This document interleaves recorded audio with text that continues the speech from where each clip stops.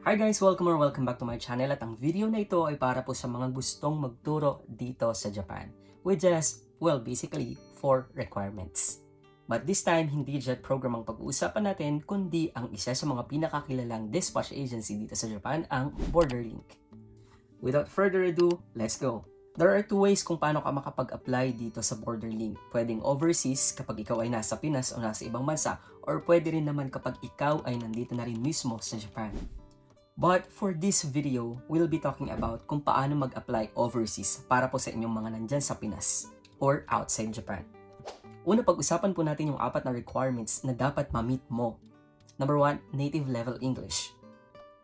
You had a minimum of 12 years education with English was the main medium of instruction and can provide letters from your schools stating as such. Number 2, a bachelor's degree or higher. Kahit anong course, pwede po dito. Third requirement, you are a team player who enjoys working with students of varying ages.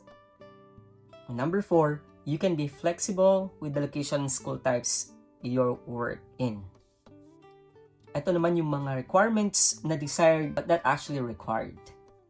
Japanese ability, teaching experience, teaching qualifications like TESOL, TEFL, CELTA, licensure, etc. And hold a valid driver's license and are interested in driving in Japan. Ulitin ko lang, itong mga to po ay desired but not required. Hindi kailangan. Ang tanong ng lahat, paano mag-apply?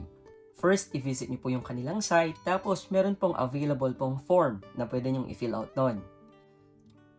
And then, yung candidates who pass the first screening stage will be sent the full application form to fill out. Pag nakapasa ka sa initial screening, there will be an interview.